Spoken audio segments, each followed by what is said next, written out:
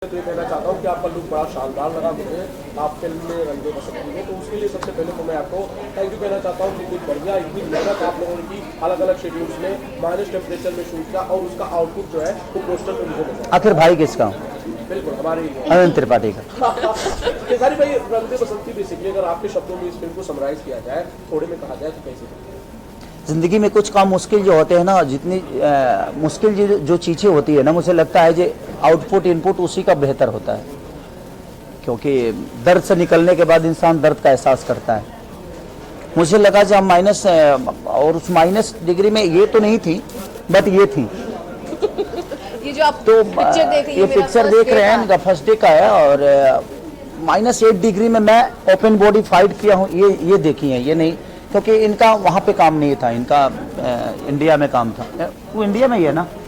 कश्मीर अब हो गया है हमारा। तो हमारा इनके साथ मेरा काम कश्मीर में नहीं था, इनके साथ था ये गाना मेरा, बट वो बहुत टॉप जॉब था मेरे लिए। एक तो बर्फ में ओपन बॉडी आपको वर्क करना है, बर्फ पे गिरना है, तो वो थोड़ी सी टॉप थी मेरे लिए। बट मुझे लगा जो अच्छे एक्टर होते हैं उन्हीं को टॉप जॉब मिलता है, और शायद मेरे डायरेक्टर त्रिमांशु जी या मेरे प्रोड्यूसर रोशन सिंह जी को लगा कि शायद मैं बेहतर कर सकता हूँ, इसीलिए शायद ऐसा रोल उन्होंने चुना। और वहाँ पे जितने भी कैरेक्टर थे और जितने भी वहाँ के पूछे तो स्पॉट बॉय से लेकर 6 स्पॉट बॉय तो भाग गए, इतनी ठंड थी कि वो कर नहीं पाए। और उसके बाद सारे क्रू मेंबर जो भी थे, कुछ बच्चे ऐसे थे जो रुके और सब लोग अपना अपना काम कर रहे थे। लग रहा था हम लोग लंदन में है, हमें यहाँ कोई मिलेगा नहीं। शहर से 40 किलोमीटर दूर दूध पथरी पे, वो बहुत टॉप जॉब था। और 18 से 19 दिन एक फाइट था मेरा, जो कि मुझे गाड़ी उड़ाना था। उस दिन मुझे लगा जाए मैं जिंदा रहूंगा या कि नहीं, मुझे पता नहीं, लेकिन बस लोगों की दुआएं और लोगों का प्यार है, जब मैं वो कर भी पाया और मुझे बहुत अच्छा लगा। तो जब ये सिनेमा रिलीज होगी तो शायद आप लोगों को पता चलेगा जो मौत से खेलना क्या होता है। केसरी जी, आपका जो किरदार है वो जो पेट्रियोटिक फिल्म है और आर्मी वाले का किरदार है, कितना कनेक्ट करेगी ऑडियंस, और जो चीज़ें हैं जो आर्मी वाले सरहद पर करते हैं, क्या वो चीज़ें भी दिखाई जाएगी? और थोड़ा सा बताइए अगर फिल्म के बारे में हमारी ऑडियंस को बताइए। देखिए, एक चीज़ है कि हम अभी हवा में हैं, कौन सा हवा लोगों को लगेगा चाहिए ठीक है, कौन सा लोगों को हवा लगेगा कि इस हवा में कोरोना है, ये हमें पता नहीं है। हम एक बेहतर काम करने के लिए कोशिश कर सकते हैं, बाकी ऑडियंस को क्या बेहतर लगेगी क्या नहीं लगेगी अभी हमें पता नहीं है, बट उनके बेहतर के लिए ही हमने की। हमारी कोशिश है यही कि हम, चाहे वो धूप हो, चाहे वो जाड़ा हो या ठंडी हो, गर्मी हो या बरसात हो, हम एक एज ए एक्टर हमारी जो हमें जिस काम के लिए चुना जाता है, चाहे वो मैं हूँ, रति जी हो या डायना जी हो, चाहे एवरीथिंग, जितने भी हमारे आर्टिस्ट हमारे साथ काम वर्क किए हैं, सबने अपना 110% दिया है। किसी ने, और चाहे वो टेक्नीशियन हो, चाहे स्पॉट बॉय से लेकर हर वो आदमी, ऐसे मुझे लगता है कि प्रोड्यूसर तक मेरे साथ उस ठंड में शर्मिला दीदी और रोशन सिंह जी लगातार खड़े रहे।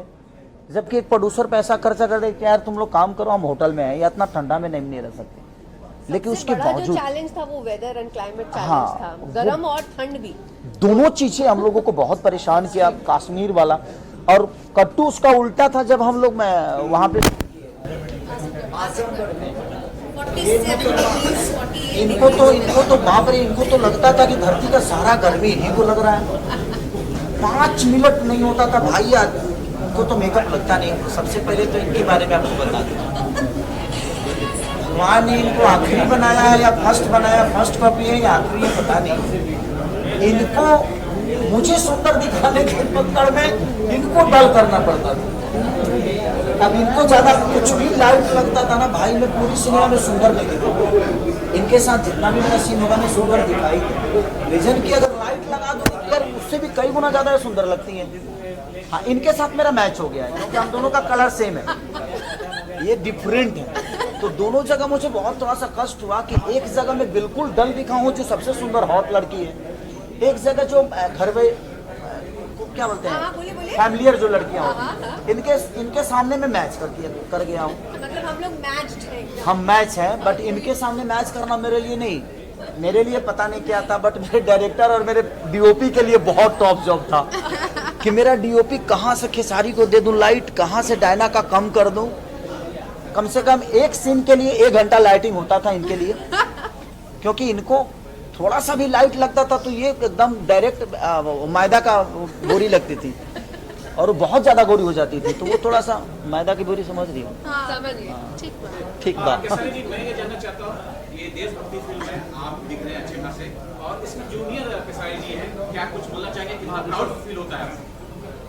देखिए, प्राउड फील तो तब होगा जब वो अपने दम पे कुछ करेगा। मुझे प्राउड अपने बच्चों पे तब होगा, और किसी भी बाप को अपने बच्चों पे प्राउड तभी होना चाहिए जब वो अपने दम पे कुछ करेगा। अभी तो ऋषभ मेरे बदौलत यहाँ आया है और उसका मोटो एक्टिंग नहीं है, और मैं कभी अपने बच्चों पे चाहे किसी भी, मैं सब जितने भी पेरेंट्स हैं मैं सबसे यही कहना चाहूँगा कि आप अपने सपने को ना अपने बच्चों में मत ढूंढिए, उसको जो बनना होगा वो बन जाएगा। मेरे पापा मेरे को लिट्टी चोखा बेचवा रहे थे, लेकिन मैं यहाँ तक पहुँचा और मैं अपने जीवन को अलग लेके गया। तो जिंदगी में अपने बच्चों पे अपने सपने को मत थोपिए, और मैं भी अपने बच्चों पे अपने सपनों को नहीं थोपता। उसको जो बनना होगा वो बन जाएगा भाई। हमें जो बनना था हम बने, उसको जो बनना होगा वो बनेगा। तो हम अभी 6 साल का बच्चा है, वो अपने सपने को अभी से थोप दे कि तुमको यही बनना है, वो डिप्रेशन में अपनी जिंदगी नहीं जी पाएगा। इसलिए मुझे लगता है कि उसको जो बनना होगा बनेगा। अब उसका सपना अगर एक्टिंग है तो एक्टिंग करेगा। मेरा कोई सपना नहीं है कि मेरा बेटा क्या बने, मुझे जो बनना था बना, उसकी अपनी रिस्पॉन्सिबिलिटी है, उसकी भी फैमिली आएगी, उसका भी अपना साम्राज्य होगा, वो जो बनना होगा बने भाई। उसके लिए जो करना है मैं कर रहा हूँ, इसके अलावा कुछ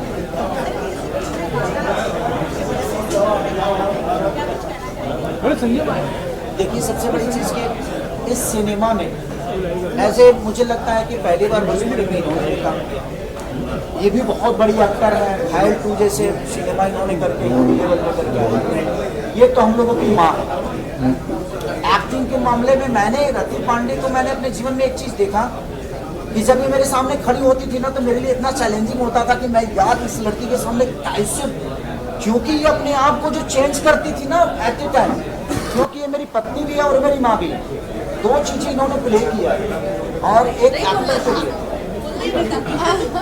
कोई बात नहीं, वो चीजें हैं। तो एक महिला के लिए दोनों प्ले करना, और ये बाप रे, सामने कोई भी हो, एज ए गुड एक्टर मैंने बहुत सारे एक्टरों के साथ काम किया, but Rati the best actor. और इनका बॉडी लैंग्वेज और सेट पे जो माहौल, और इनके अंदर इनकी भी एक खूबी है, इसे हमें कभी नहीं लगा कि ये हिंदी लेवल से आई हैं या हिंदी की इन्होंने परफॉर्म करके आया।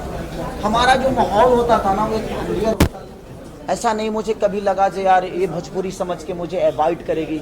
हम लोगों ने मस्ती भी खूब की, चाहे ये है चाहे वो है, चाहे ऋषभ हो, इनकेस मेरी वाइफ भी सेट पे बहुत दिन रही है, चाहे मेरी होता है ना कि एक माहौल जो होता था वो बहुत फैमिलियर था, और इसीलिए शायद हम एक दूसरे को सपोर्ट करके एक बेहतर सिनेमा कर पाए, नहीं तो शायद हम नहीं कर पाते, क्योंकि एक कहानी बड़ी डिफरेंट थी। सारे कैरेक्टर्स बहुत पैशनेट है इस प्रोजेक्ट को लेकर, तो फुल पैशन के साथ काम किया है सभी ने, और बहुत टॉप था भाई ये रंग दे बसंती में। मेरे जीवन में मुझे लगता है ना कि मैंने जिंदगी में बहुत सारे वर्क की है, इससे भी टॉप चीजें की है, लेकिन आपको अभी बेटा बनना है और अभी बाप बनना है और अभी तुरंत दादाजी बन जाना है, तो उसके लिए चेंज ओवर और सबके साथ होता। ऐसा नहीं कि सिर्फ मेरा ही कैरेक्टर चेंज था, बहुत सारे कैरेक्टरों पे काम करना बड़ा टॉप जॉब था।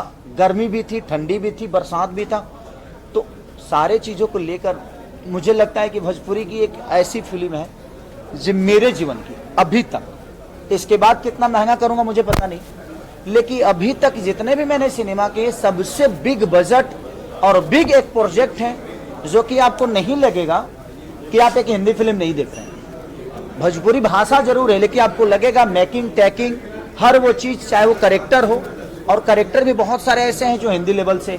अभी हमारे जो त्रिपाठी जी, अब आप लोगों ने जो कलकत्ता के हमारे अमित भट्टाचार्य जी, आप लोगों ने उनको बहुत सारी सिनेमा में देखा भी होगा, जो कि मुन्नी के बाप भी बने हैं बजरंगी भाईजान में, मुन्नी के बाप वही बने थे। तो बहुत सारे एक्टर ऐसे हैं जो हिंदी लेवल से लिए गए हैं, और ये क्वीन बाप रे बाप। बढ़िया। आप सबको सबसे पहले मैं समर चतुर्वेदी प्रणाम करता हूँ जी।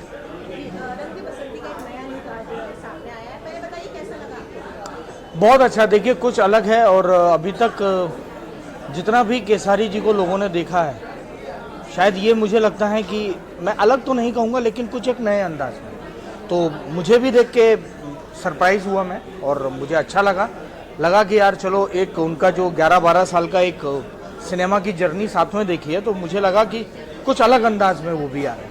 सनम जी, आपका क्या किरदार है फिल्म में? ये मैं नहीं बताऊंगा, ये कब बताएंगे? ये फिल्म जब आएगी तब देखिएगा, क्योंकि अगर मैं अभी बता दूंगा तो बहुत कुछ पता चल जाएगा। मैं हूं, बस ये पता है कि मैं हूं। लेकिन आप अगर बताएंगे सब लोगों को तो आप, मुझे लगता है कि लोगों की क्यूरियोसिटी बढ़ेगी। देखिए, जवान पिक्चर में संजय दत्त थे, किसी को पता था? जब देखने गए तभी पता चला ना। तो आप संजय दत्त बनने की चाहते हैं? कह सकते हैं, बनने में क्या बुराई है? आदमी का चाहना कोई थोड़ी ना बुरी बात है। वैसे फिल्मों में तो आप अपनी स्टोरी टाइप का काम करते हैं। नहीं, मैं सारे रोल करने लगा हूँ आजकल। मंडप में भी कॉमेडी की है मैंने, भुलक्कड़ में कल्लू जी का फादर बना हूँ तो उसमें डांट रहा हूँ उनको। तो मैं सब चीज़ें, सारे रसों को अब पान करने की कोशिश कर रहा हूँ।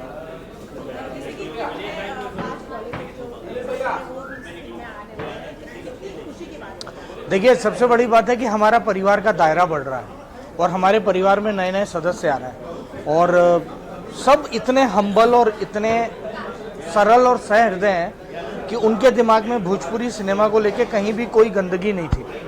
तो बड़ा अच्छा लगा कि उन्होंने आए, और इसी तरीके से मैं चाहता हूं कि और भी बहुत सारे लोग आएँ, ताकि हमारा रंग दे बसंती के कारण या और आगे भी परिवार बढ़ता रहे। Thank you.